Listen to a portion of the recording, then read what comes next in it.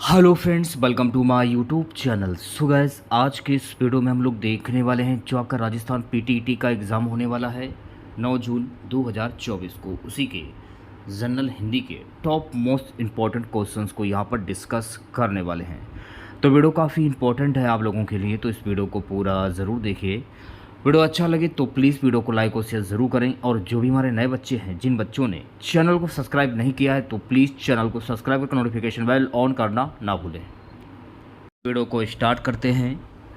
Guys, Rajasthan PTET की exam date घोषित कर दी गई है। 9 जून 2024 को एग्ज़ाम आयोजित किया जाएगा। आप लोगों के पास सिर्फ और सिर्फ 32 दिन शेष हैं। तो आज मैं आप लोगों के लिए जनरल हिंदी के कुल 50 क्वेश्चंस लेकर आया हूं। अगर आप लोगों ने इन 50 क्वेश्चंस में 45 क्वेश्चंस के सही जवाब दिए तो आप लोग समझ लीजिएगा जनरल हिंदी की जो आप लोगों की तैयारी है वो काफ़ी हद तक अच्छी है। तो खुद से प्रयास कीजिएगा। इन सभी क्वेश्चंस के आंसर देने का 2 से 3 सेकंड के बाद मैं आंसर क्लियर कर दूंगा। क्लास को एक बार शेयर कर दीजिए सभी बच्चे, और वीडियो को जल्दी से लाइक कर दीजिए। निर्देश प्रश्न संख्या 51-52। निम्न प्रश्नों में सर्वनाम पहचाने। किसी का बैग गिर गया है, किसी का बैग गिर गया है, तो इसमें कौन सा सर्वनाम होगा? प्रश्नवाचक सर्वनाम, अनिश्चयवाचक सर्वनाम, संबंधवाचक सर्वनाम, निजवाचक सर्वनाम। जल्दी से आंसर दिए सभी बच्चे। देखिए क्वेश्चन में क्या बोला जा रहा है कि किसी का बैग, किसी का बैग गिर गया है। तो किसी का बैग गिरा है ना, किसका बैग गिरा है ये तो आपको पता नहीं है कि किसका बैग गिरा है। तो कोई अनिश्चित व्यक्ति है, उसका बैग गिरा है, आपका तो बैग है नहीं, तो इसलिए यहाँ पर हो जाएगा अनिश्चयवाचक सर्वनाम। क्वेश्चंस को शॉर्ट ट्रिक के माध्यम से करने की कोशिश कीजिए। हो सके ट्रिक का प्रयोग कीजिए। आप लोग थोड़ा सा दिमाग लगाने की ज़रूरत होती है। अगर आप नियम याद करेंगे, परिभाषा याद करेंगे, तो आप क्वेश्चंस कभी भी नहीं कर पाएंगे। अगला क्वेश्चन देखेगा। अगला क्वेश्चन क्या कि यह तुम्हारा घर है, इसमें कौन सा सर्वनाम है? निश्चयवाचक सर्वनाम, पुरुषवाचक सर्वनाम, निजवाचक सर्वनाम या प्रश्नवाचक सर्वनाम? यह तुम्हारा घर है, तो एक बंदा आपसे ये बोल रहा है कि यह तुम्हारा घर है। वो बंदा ये जानता है कि यह तुम्हारा घर है। अगर यह तुम्हारा घर है तभी तो वो बोल रहा है कि यह तुम्हारा घर है, यानी निश्चय होकर बोल रहा है, यानी कॉन्फिडेंस से बोल रहा है कि यह तुम्हारा घर है। इसलिए यहाँ पर हो जाएगा निश्चयवाचक सर्वनाम, यानी कि ए ऑप्शन जो है आपका ये बिल्कुल सही हो जाएगा। अगला क्वेश्चन देखेगा। निर्देश प्रश्न संख्या 53 से 54। निम्न प्रश्नों में सही संधि विच्छेद का चयन कीजिए। यशस्वी, यशस्वी की संधि क्या होगी यह आपको बताना है। देखिए इसे आप तोड़ना सीख लीजिए, संधि आप चुटकियों में कर लेंगे। यशस्वी, तो देखिए यशस्वी की संधि होती है, तोड़ने पर यह बनेगी यश धन स्वी, यानी कि ए ऑप्शन जो है आपका बिल्कुल करेक्ट हो जाएगा। अगर पेपर में पूछा जाए कि यशस्वी में प्रयुक्त संधि कौन सी होगी, यानी यहाँ पर कौन सी संधि होगी, यहाँ पर हो जाएगी विसर्ग संधि। तो ये भी आपको ध्यान में रखना है, ठीक है। अगला क्वेश्चन देखेगा। नीरव, नीरव में प्रयुक्त संधि क्या होगी? नीरव में संधि कौन सी है? जल्दी से आंसर दे सही बच्चे। नीरव की संधि क्या होगी? देखो नीरव की संधि होती है नी धन रव। तोड़ना सीख लीजिए, मैं बार बार बोल रहा हूँ, तोड़ना सीख लीजिए, चुटकियों में आप कर देंगे। सभी संधि को करने की ज़रूरत नहीं है। जो मेन संधि हैं, जो कि पेपर में सबसे ज़्यादा बार पूछी गई हैं, उनको कर लीजिए। अगर आप सभी संधि को करने के लिए बैठ गए ना, तो संधि आप कभी नहीं कर पाएंगे। तो नीरव की संधि क्या होती है? नी धन रव। और नीरव में प्रयुक्त संधि कौन सी होगी? यहाँ पर भी विसर्ग संधि हो जाएगी। तो ये भी आपको ध्यान में रखना है, ठीक है। अगला क्वेश्चन देखेगा। 55 क्वेश्चन क्या है कि निम्नलिखित में से कौन सा वाक्य शुद्ध है। यहाँ पर देखिए आपको शुद्ध वाक्य की पहचान करनी है। एक फूलों की माला ले आइए, तो कन्फर्म है, ये गलत हो जाएगा।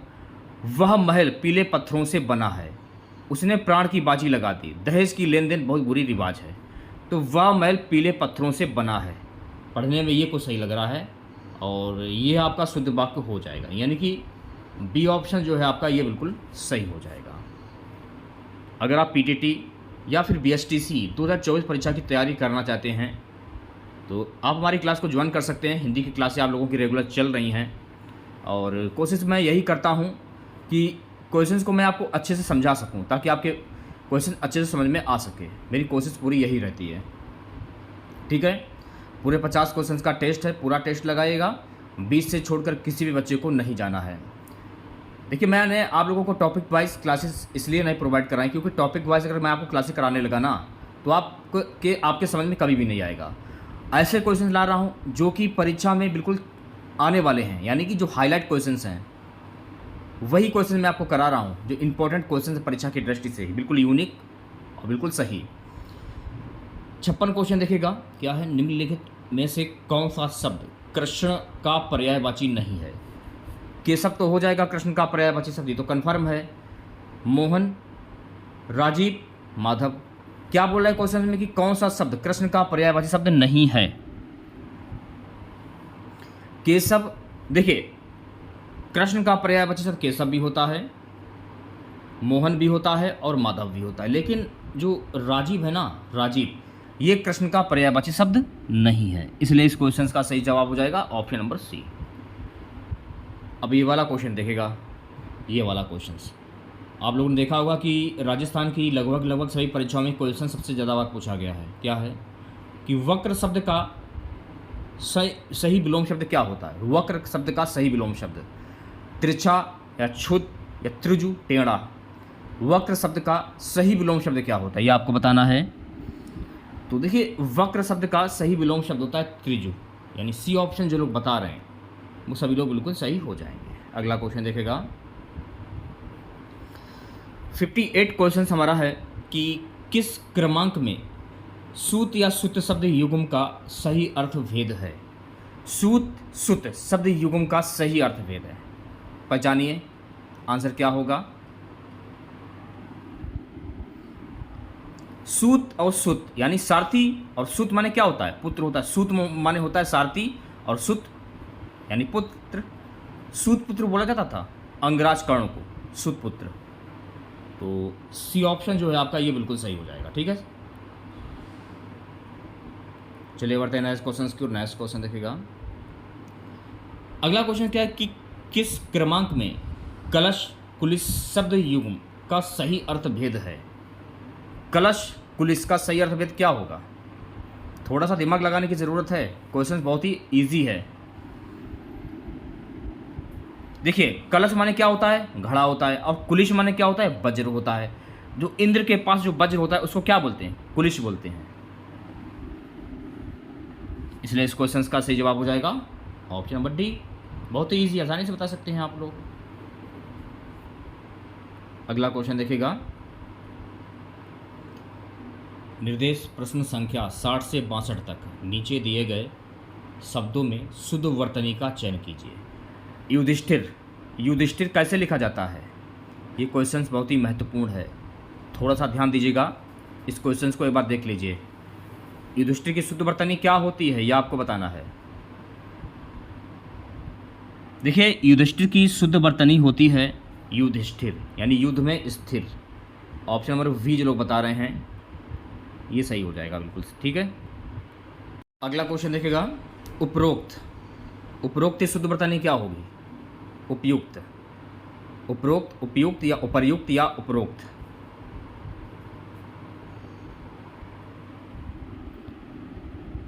देखिए, ना तो उपरोक्त होगा, ना उपयुक्त होगा, ना उपरोक्त होगा, ठीक है।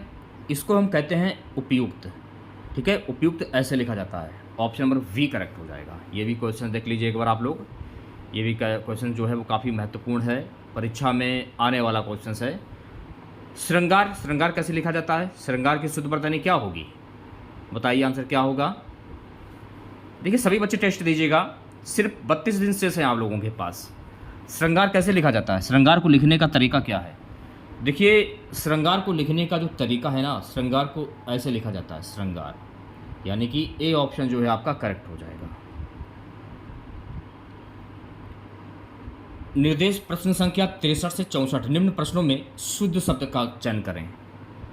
चाहिए, चाहिए कैसे लिखा जाता है, ये तो बहुत ही इजी, आसानी से बता सकते हैं आप लोग। चाहिए, चाहिए ऐसे लिखा जाता है, ए ऑप्शन करेक्ट हो जाएगा। 64 में आंसर क्या होगा, शुद्ध वर्तनी। चूज़ कीजिए आंसर, आंसर कमेंट बॉक्स में बताइए जल्दी से आंसर क्या होगा। तो वज्र जो है ऐसे लिखा जाता है, ए ऑप्शन करेक्ट हो जाएगा। ठीक है, नेक्स्ट क्वेश्चन देखेगा। निर्देश प्रश्न संख्या 65 से 66, नीचे दिए गए शब्दों की सही संधि का विकल्प चुनिए। उज्ज्वल का संधि विच्छेद क्या होगा, यानी ये आप कह सकते हैं कि उज्ज्वल में कौन सी संधि है। तो अगर आप इसे जब तोड़ेंगे तो इसकी संधि जो हो जाती है उत धन ज्वल हो जाएगा। इस प्रकार से कैसे कर सकते हैं आप लोग। तो ये हलन देख रहे हैं आप लोग, इससे आप पहचान सकते हैं यहाँ हो जाएगी व्यंजन संधि। अगर आप इसकी संधि ना करना चाहें मान लीजिए, फिर भी आप पढ़ के अपने माइंड में सेट कर सकते हैं कि उज्ज्वल में व्यंजन संधि हो जाएगी। बस आपको इतना ध्यान रखना है। ठीक है, महर्षि में कौन सी संधि होगी, ये भी क्वेश्चन काफ़ी इंपॉर्टेंट है। और उज्ज्वल की जो हमने आपको संधि कराई है वो भी क्वेश्चन बहुत ही महत्वपूर्ण है, उसको भी देख लीजिए आप लोग एक बार। महर्षि में कौन सी संधि होती है, तो महर्षि संधि क्या होती है, महाधन ऋषि। कैसे होगा, महाधन ऋषि, ये इसकी संधि हो जाएगी महाधन ऋषि। ठीक है, अब ये पूछा जा रहा है कि महर्षि में कौन सी संधि होगी। आपको अपने माइंड में सेट कर लेना है कि महर्षि में संधि हो जाएगी गुण स्वर संधि, क्योंकि गुण स्वर संधि ऑप्शन में तो है नहीं, सिर्फ स्वर संधि ऑप्शंस में है। तो गुण स्वर संधि वैसे होगा सही आंसर, स्वर संधि दिया जा रहा है इसमें, तो ये ऑप्शन सही हो जाएगा। अगला क्वेश्चन क्या है, निर्देश प्रश्न संख्या 67 से 68, नीचे दिए गए शब्दों में प्रयुक्त समास का नाम बताइए। पंचवटी में कौन सा समास होगा, द्वंद्व समास, कर्मधारय समास, द्विगु समास या तत्पुरुष समास। पंचवटी संख्यावाची शब्द है, ये तो आपको पता ही है। तो मैंने आप लोगों को कई बार बताया, जहाँ पर संख्यावाची शब्द होता है वहाँ पर कौन सा समास होता है, वहाँ पर होता है द्विगु समास। जैसे कि चौराहा हुआ आपका, इसमें भी संख्यावाची शब्द है, 4 राहों का समूह। नवग्रह 9 ग्रहों का समूह, इसमें भी संख्यावाची शब्द है। तो इन सभी में द्विगु समास हो जाएगा। ठीक है, चलिए बढ़ते हैं नेक्स्ट क्वेश्चन की ओर। अच्छा ये बताइएगा, घनश्याम में कौन सा समास होगा, तत्पुरुष समास, कर्मधारय समास, बहुप्रिय समास या अव्ययभाव समास। तो घनश्याम में कौन सा समास होगा, आपको अपने माइंड में एक बात अच्छे से ध्यान में रखना है। अगर पेपर में पूछा जाए कि घनश्याम में कौन सा समास है, क्वेश्चंस भी काफ़ी इंपॉर्टेंट है और हाईलाइट भी क्वेश्चंस है, और लगभग सभी परीक्षाओं में सबसे ज़्यादा बार ये क्वेश्चंस पूछा जाता है। किसी भी स्टेट की परीक्षा में आप उठाकर देख लीजिए, ये क्वेश्चंस आपको हर परीक्षा में छपा हुआ आपको मिल जाएगा। अब मेरी बात को ध्यानपूर्वक सुनिएगा। अगर आप घनश्याम का मान लीजिए समास विग्रह करते हैं तो इसका समास विग्रह क्या होता है, घन के समान श्याम, घन सा श्याम है वह है श्री कृष्ण। और आप इसको ये भी बोल सकते हैं कि श्री कृष्ण एक भगवान थे, ये तो आप लोगों को पता होगा। और मैंने आप लोगों को कई बार बताया है कि जब किसी वाक्य में किसी प्रसिद्ध व्यक्ति या भगवान के नाम आ जाएं, वहाँ पर आपका बहुप्रिय समास होता है, ये भी मैंने आप लोगों को कई बार बताया है। अब देखिए इस क्वेश्चन में हमें थोड़ा सा डाउट लग रहा है। कुछ बच्चे कहेंगे कि इसमें कर्मधार समास होगा और कुछ बच्चे कहेंगे इसमें बहुप्रिय समास होगा। तो आपके हिसाब से क्या आंसर होगा, कमेंट बॉक्स में जरूर बताइएगा। क्योंकि जब किसी वाक्य में किसी प्रसिद्ध व्यक्ति या भगवान के नाम आ जाए वहाँ पर आपका बहुप्रिय समास होता है। तो घनश्याम में कर्मधार समास होगा या बहुप्रिय समास होगा। बहुत सारे बच्चे बताएंगे कि इसमें कर्मधार समास होगा और बहुत सारे बच्चे बताएंगे इसमें बहुप्रिय समास होगा। दोनों में कन्फ्यूज़न है, तो कन्फ्यूज़न दूर करवा सकते हैं। तो इसमें कौन सा समास होगा, कमेंट बॉक्स में जरूर बताइएगा। ठीक है, अगला क्वेश्चन देखेगा। प्रत्येक प्रश्न में एक वाक्य या वाक्यांश दिया गया है, इसके लिए दिए गए विकल्पों में से सर्वाधिक उपयुक्त विकल्प चुनिए। सिर पर धारण करने योग्य, ये क्वेश्चंस मैंने आप लोगों को कई बार कराया है। दूसरी बात, सभी परीक्षाओं में सबसे ज़्यादा बार ये क्वेश्चंस पूछा जा चुका है। तो सिर पर धारण करने योग्य क्या होता है, तो सिर पर धारण करने योग्य को हम बोलते हैं सिरोधार, यानी सी ऑप्शन जो है आपका करेक्ट हो जाएगा। अगला क्वेश्चन क्या है, जो हर समय दूसरों की बुराई देखता हो उसको क्या कहते हैं, आलोचक, परिनिंदक, सर्वनिंदक या छिंद्रान्वेषी। जो हर समय दूसरों की बुराई देखता हो उसको क्या कहते हैं, तो उसको हम कहते हैं परिनिंदक, इसको बोलते हैं परिनिंदक, यानी बी ऑप्शन जो है आपका करेक्ट हो जाएगा। ये दोनों ही क्वेश्चन बहुत ही इंपॉर्टेंट है, इनको भी एक बार देख लीजिएगा आप लोग। प्रश्न संख्या 71 से 72 ध्यानपूर्वक देखिएगा। प्रत्येक प्रश्न में एक मुहावरा या एक लोकोक्ति दी गई है, विकल्पों में से सही अर्थ चुनिए। क्वेश्चन क्या बोल रहा है? उल्टी गंगा बहाना। उल्टी गंगा बहाना क्वेश्चन बहुत ही यूनिक है, एक बार देख लीजिएगा आप लोग। बहुत परिश्रम करना, असाध्य को साध्य कर देना, प्रतिकूल कार्य करना, कार्य संपूर्ण करना। उल्टी गंगा बहाना, इसका मुहावरा क्या होगा ये आपको बताना है। तो उल्टी गंगा बहाना यानी प्रतिकूल कार्य करना, सी ऑप्शन जो है आपका ये बिल्कुल करेक्ट हो जाएगा। अपनी खिचड़ी अलग पकाना, इसका मुहावरा क्या होगा? सबसे अलग रहना, अर्नगल बातें करना, अपने ही कार्य में लगे रहना, इनमें से कोई नहीं। अपनी खिचड़ी अलग पकाना, इसका मुहावरा क्या होगा ये आपको बताना है। देखिए, अपनी खिचड़ी अलग पकाना, जैसे कि आप एक में ही रहते हैं और आपके भाइयों से आपकी जो है वो बातचीत जो है कम होती है, कम पड़ती है, ये भी बोल सकते हैं। तो आप अलग रहना चाहते हैं, यानी कि अपनी खिचड़ी अलग पकाना, यानी कि सबसे अलग रहना। ए ऑप्शन जो है आपका करेक्ट हो जाएगा। अब ये वाला क्वेश्चन देखिएगा, निम्नलिखित में से मिश्र वाक्य का चयन कीजिए। 4 ऑप्शंस आपके सामने हैं, आंसर आपको कहाँ बताना है? कमेंट बॉक्स में। मिश्र वाक्य की पहचान करनी है, यानी ऐसा वाक्य जहाँ पर एक नहीं, दो नहीं, 2 से 3 बातें दी हों। बताइए क्या आंसर होगा।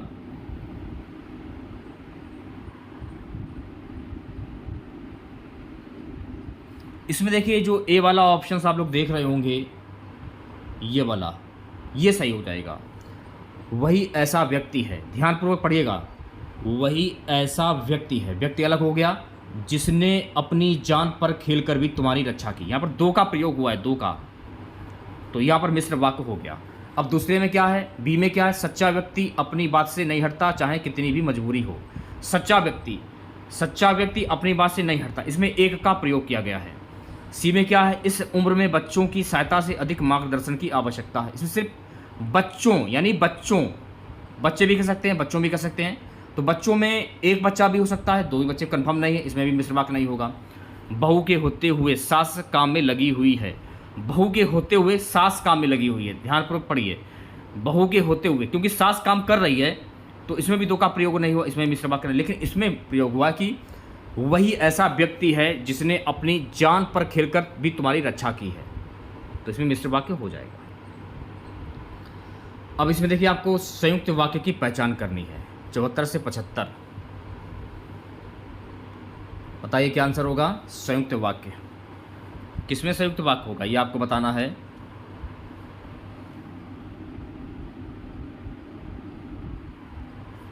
मैंने किराएदार नहीं रखे, मुसीबत मोल ले ली है, इसमें संयुक्त वाक्य हो जाएगा। डी ऑप्शन करेक्ट हो जाएगा। अब संयुक्त वाक्य की आप पहचान कैसे कर सकते हैं? मैंने किराएदार नहीं रखे, मुसीबत मोल ले ली है, यानी कि आपने उसको बोला कि मैंने किराएदार, आपने पहले बोल दिया, उसके बाद आप कह रहे हैं मैंने बोला नहीं और मुसीबत भी मोल ले ली है, तो इसमें हो जाएगा संयुक्त वाक्य। ये आप ध्यान रखना, ठीक है। 75वां क्वेश्चन देखिएगा, इसमें आंसर क्या होगा? 75। मैं पढ़ता हूं और वह गाता है, इसमें संयुक्त वाक्य हो जाएगा, क्योंकि मैं पढ़ता हूं और वह गाता है। निम्नलिखित प्रश्नों में लोक तृतीयों के सही अर्थ का चयन दिए गए विकल्पों में से कीजिए। ना ऊधो का लेना, ना माधो का देना, इसका मुहावरा क्या होगा? मुहावरा लोक तृतीयां, बात एक ही होती है, कन्फ्यूज होने की ज़रूरत नहीं है। ना ऊधो का लेना, ना माधो का लेना, इसका मुहावरा क्या होगा? बताइए क्या आंसर होगा। यह आप बोल सकते हैं कि अपने काम से काम। ए ऑप्शन जो है आपका ये बिल्कुल करेक्ट हो जाएगा। ओके। आप मियाँ जी मांगते द्वार खड़े दरवेश, इसका मुहावरा क्या होगा या लोक तृतीय क्या होगी ये भी बोल सकते हैं। भीख मांग कर ही दान देने वाला, किसी निर्धन के घर भिखारियों की भीड़ होना, सेखी मारना, मांगने में शर्म ना करना। जल्दी से आंसर दीजिए सभी बच्चे। किसी निर्धन के घर भिखारियों की भीड़ होना, यानी बी ऑप्शन जो है आपका ये बिल्कुल करेक्ट हो जाएगा। ओके।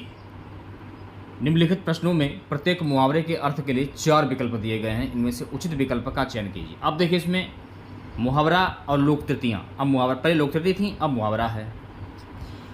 क्वेश्चंस क्या है कि छाती पर पत्थर रखना, इसका मुहावरा क्या होता है? अभिभूत कर लेने वाला, जिंदगी भर का रोग, जिस चीज़ की चिंता सदा रहे, दुख सहने के लिए दिल कड़ा करना। छाती पर पत्थर रखना, इसका मुहावरा क्या होगा ये आपको बताना है।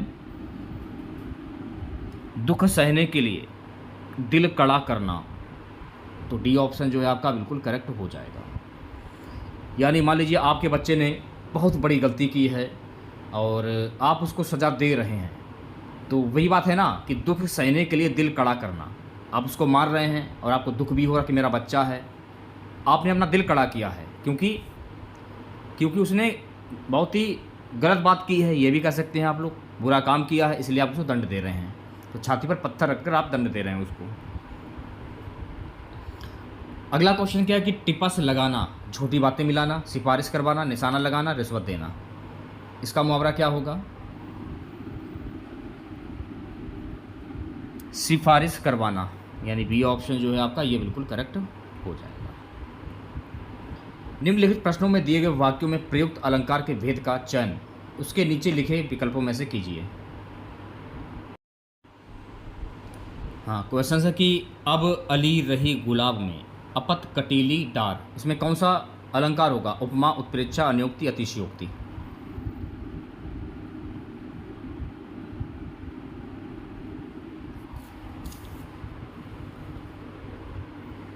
अब अली रही गुलाब में अपत कटीली डार, इसमें कौन सा अलंकार होगा?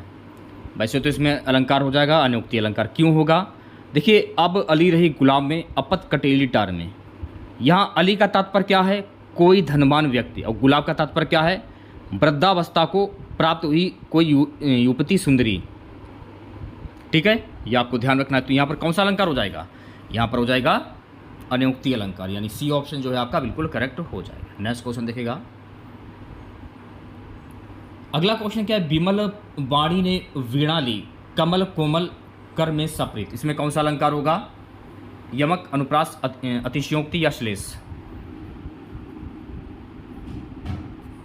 देखिए, मैं आपको बता देना चाहता हूं, सबसे पहले आप लोग ये जान लीजिए इसमें कौन सा अलंकार होगा। इसमें हो जाएगा अनुप्रास अलंकार, क्योंकि विमल बाड़ी ने वीणा ली, कमल कोमल कर में सप्रीत में वाह और का की बार बार आवृत्ति आ रही है। इसमें आप देख सकते हैं, इसमें वाह और का की बार बार आवृत्ति आ रही है या नहीं आ रही? देखिए, ध्यानपूर्वक देखिएगा। वाह वाह और वाह, का, ठीक है। वाह और का की जो आवृत्ति है वो बार बार आ रही है, इसलिए यहाँ पर कौन सा अलंकार हो जाएगा? यहाँ पर अलंकार हो जाएगा अनुप्रास अलंकार, यानी बी ऑप्शन जो है आपका बिल्कुल करेक्ट हो जाएगा। आशा करते हैं कि आप लोगों के समझ में आ रहा होगा। क्लास को शेयर कर दीजिए और वीडियो को जल्दी से लाइक कर दीजिए। जो भी नए बच्चे जुड़ना चाहते हैं चैनल के साथ में, बीएसटीसी की तैयारी करना चाहते हैं या पीटीटी की तैयारी करना चाहते हैं, आपको पता है कि बीएसटीसी हो या पीटीटी हो, दोनों में हिंदी आती है, सेम हिंदी आती है, कन्फ्यूज़ होने की जरूरत नहीं है। यहाँ से आप बीएसटीसी की भी तैयारी कर सकते हैं। अगला क्वेश्चन क्या है कि पराधीन का संधि विच्छेद क्या होता है? बताइए क्या आंसर होगा? पराधीन का संधि विच्छेद क्या होगा? पराधीन का संधि विच्छेद होता है परधन अधीन, यानी ए ऑप्शन जो है आपका ये बिल्कुल करेक्ट हो जाएगा। निर्देश 83 से 84, नीचे कुछ शब्द दिए गए हैं, प्रत्येक शब्द के पर्यायवाची के विकल्प के रूप में 4 शब्द दिए गए, इनमें से एक शब्द उपयुक्त पर्यायवाची है, आप उससे पर्यायवाची शब्द का चयन कीजिए। दशन, दशन का पर्यायवाची शब्द क्या होता है? दांत, भुजा, पांव या पेट। तो इसमें देखिए जो आपका ए वाला ऑप्शन जो है आपका बिल्कुल करेक्ट हो जाए। दशन का अर्थ क्या होता है? दांत होता है। विहिक को क्या कहते हैं? गरुण, काकू, परिंदा या क्षिति। विहिक, विहिक को क्या कहते हैं? विहिक को कहते हैं काकू, यानी वी ऑप्शन जो है आपका बिल्कुल करेक्ट हो जाएगा। ओके, निर्देश प्रश्न संख्या 85 से 87 तक, नीचे दिए गए शब्द के लिए सही विलोम शब्द का चयन कीजिए। इति का विलोम शब्द क्या होता है? बहुत ही अच्छा क्वेश्चन है, एक बार देख लीजिए आप लोग, महत्वपूर्ण क्वेश्चन है, परीक्षा में लगभग ये मान के चलिए पूछा जा सकता है। इति का विलोम शब्द क्या होता है? इति का विलोम शब्द होता है अथ, जैसे कि अथ, इति, तो बी ऑप्शन करेक्ट हो जाएगा। दृश्य का विलोम शब्द क्या होता है? श्रव्य, श्राव्य, परोक्ष, अदृश्य। दृश्य का विलोम शब्द क्या होता है? दृश्य का विलोम शब्द होता है अदृश्य, यानी डी ऑप्शन जो है आपका करेक्ट हो जाएगा। वरुण का विलोम शब्द क्या होता है? निष्ठुर, कड़ा, मुलायम, निर्दयी। या इसे देखिए आप निष्ठुर भी कह सकते हैं और अरुण भी कह सकते हैं। तो वरुण का विलोम शब्द निष्ठुर भी हो सकता है और अरुण भी हो सकता है। दोनों अगर ऑप्शंस में दिए जाएं, दोनों में से एक, तो आप दोनों में से किसी में टिक कर सकते हैं। प्रश्न संख्या 88 से 89 तक, नीचे दिए गए वाक्यों के लिए प्रयुक्त एक शब्द का चयन कीजिए। जिसे जीता गया उसको क्या कहते हैं? विजित, पराजित, परास्त, अविजित। काफ़ी महत्वपूर्ण क्वेश्चन है, एक बार देख लीजिए आप लोग, ठीक है। जिसे जीता गया हो उसको क्या कहते हैं? तो जिसे जीता गया उसको हम कहते हैं विजित, यानी ए ऑप्शन जो है आपका ये बिल्कुल सही हो जाएगा। उच्च कुल में पैदा व्यक्ति को क्या कहते हैं? अभिजात, कुलीन, स्वर्ण, श्रेष्ठ। उच्च कुल में पैदा व्यक्ति को क्या कहते हैं? जो उच्च कुल में पैदा हुआ हो उसको हम कहते हैं कुलीन, यानी वी ऑप्शन जो है आपका ये बिल्कुल करेक्ट हो जाएगा। 90 क्वेश्चन देखेगा। निम्नलिखित में से शुद्ध वाक्य का चयन कीजिए। यहाँ पर देखिए आपको शुद्ध वाक्य की पहचान करनी है। बताइए क्या आंसर होगा? मैं उनको धन्यवाद देता हूँ, तो सी ऑप्शन जो है आपका ये बिल्कुल करेक्ट हो जाएगा। बहुत ही ईजी क्वेश्चन है। निर्देश प्रश्न संख्या 91 से 92। निम्नलिखित मुहावरों लोक त्रुटियों के अर्थ का चयन कीजिए। 9 2 11 होना, इसका मुहावरा क्या होगा? सबसे आंख बचाकर भाग जाना, 9 में 2 जोड़ देना, सी है फरार हो जाना, डी है धोखा देना। 9 2 11 होना, इसका आंसर क्या होगा? प्रश्न भी काफ़ी महत्वपूर्ण है, एक बार ध्यान से देख लीजिएगा और कर लीजिएगा, ठीक है। 91 का आंसर हो जाएगा फरार हो जाना, यानी कि 9 2 11, यानी यह भी कह सकते हैं कि भाग जाना या फरार हो जाना। आए थे हरिभजन को ओटन लगे कपास, ये भी क्वेश्चन काफ़ी इंपॉर्टेंट है। ईश्वर की पूजा करना। प्रमुख कार्य के उद्देश्य को छोड़कर अन्य में लग जाना, कपास ओटना चुनना, डी है व्यर्थ में समय गंवाना। आए थे हरिभजन को ओटन लगे कपास, इसका मुहावरा क्या होगा? प्रमुख कार्य के उद्देश्य को छोड़कर अन्य में लग जाना, यानी बी ऑप्शन जो है आपका बिल्कुल सही हो जाएगा। नेक्स्ट क्वेश्चन देखेगा। निर्देश प्रश्न संख्या 93 से 94 तक। निम्नलिखित में से अलंकार का चयन कीजिए। ये 13 शिशु जग है उदास, इसमें कौन सा अलंकार होगा? यमक अलंकार, रूपक अलंकार, उपमा अलंकार या अनियुक्ति अलंकार? अब थोड़ी सी प्रैक्टिस कर लीजिए आप लोग। ये 13 शिशु जग है उदास, इसमें कौन सा अलंकार होगा? इसमें हो जाएगा रूपक अलंकार, यानी बी ऑप्शन जो है आपका बिल्कुल करेक्ट हो जाएगा। चलिए बढ़ते हैं अगले क्वेश्चन की ओर। नेक्स्ट क्वेश्चन देखेगा। अगला क्वेश्चन क्या है कि सुगम मीन सर सिरहु लोचन, इसमें कौन सा अलंकार होगा? अनुप्रास, उपमा, उत्प्रेक्षा या यमक? सुगम मून सर सिरहु लोचन, इसमें कौन सा अलंकार होगा? इसमें हो जाएगा उपमा अलंकार, यानी बी ऑप्शन जो है आपका बिल्कुल सही हो जाएगा। अनुरक्त का विलोम शब्द क्या होता है? ये भी क्वेश्चन काफ़ी महत्वपूर्ण है, एक बार देख लीजिए आप लोग, परीक्षा में मतलब आ सकता है। अनुरक्त का विलोम शब्द क्या होता है? अनुरक्त का विलोम शब्द होता है विरक्त, यानी वी ऑप्शन जो है आपका ये बिल्कुल सही हो जाएगा। निम्न में से किस समूह में सभी शब्द तत्सम हैं? वो शब्द जो संस्कृत भाषा से लिए गए हों, उन शब्द की पहचान करनी है। बताइए क्या आंसर होगा? देखिए शर्करा ये भी आपका संस्कृत भाषा का शब्द है, पवन पुत्र ये भी संस्कृत भाषा का शब्द है, ज्येष्ठ अग्नि ये भी संस्कृत भाषा के शब्द हैं, इसलिए इस क्वेश्चन का सही जवाब हो जाएगा ऑप्शन नंबर ए। किस समूह के सभी शब्द यौगिक हैं? बताइए क्या आंसर होगा? तो यहाँ पर देखिए आपको यौगिक शब्द की पहचान करनी है। रसोई घर, अनपढ़, पुस्तकालय, राजमहल, ये आपके यौगिक शब्द हो जाएंगे, ठीक है। अच्छा, यौगिक शब्द किन्हें कहते हैं? दो सार्थक शब्दों के मेल से बनने वाले शब्दों को यौगिक शब्द कहते हैं। जैसे कि कुपुत्र हुआ तो कुधन पुत्र, हिमालय हुआ जैसे कि हिमधन आलय, जैसे कि पुस्तकालय हुआ तो पुस्तक धन आलय, देवेंद्र हुआ देवधन इंद्र। तो ऐसे कर सकते हैं आप लोग। जैसे रसोई घर हुआ, अनपढ़ हुआ, पुस्तकालय हुआ, राजमहल हुआ, तो ये सभी शब्द जो हैं यौगिक शब्द हो जाएंगे, ये आपको ध्यान में रखना है, ठीक है। नेक्स्ट क्वेश्चन देखेगा। किस समूह के सभी शब्द विदेशी हैं? अब देखिए इसमें विदेशी शब्द की पहचान करनी है आप लोगों को। तो देखिए जिसका अर्थ होता है, विदेशी का अर्थ क्या? विदेश में जन्मा। विदेशज उन शब्दों को कहते हैं जो किसी विदेशी भाषा से लिए गए हों। फारसी, अरबी, तुर्की, अंग्रेजी आदि भाषाओं से जो शब्द हिंदी में आए हों वो विदेशी शब्द कहलाते हैं। सबसे पहले आप लोगों को मैंने ये बता दिया। अब इसमें क्या बोला जा रहा है कि किस समूह के सभी शब्द विदेशी हैं। तो इसमें देखिए किताब, सिनेमा, संतरा, ये आपके विदेशी शब्द हो जाएंगे, तो ए ऑप्शन करेक्ट हो जाएगा। नेक्स्ट क्वेश्चन देखेगा। किस समूह के सभी शब्द चंद्रमा के पर्यायवाची शब्द हैं? इस पर आप लोग एक बार देख लीजिएगा, काफ़ी महत्वपूर्ण क्वेश्चन है, 5 स्टार लगा लीजिए इस क्वेश्चन पर, पेपर में आने वाला क्वेश्चन है। तो देखिए शशि, इंदु, रजनीपति, ये सभी शब्द जो है ना ये आपके चंद्रमा के पर्यायवाची शब्द हो जाएंगे। तो ए ऑप्शन करेक्ट हो जाएगा। आज की इस क्लास का लास्ट क्वेश्चन रहेगा कि किस युग में विलोम शब्द नहीं है।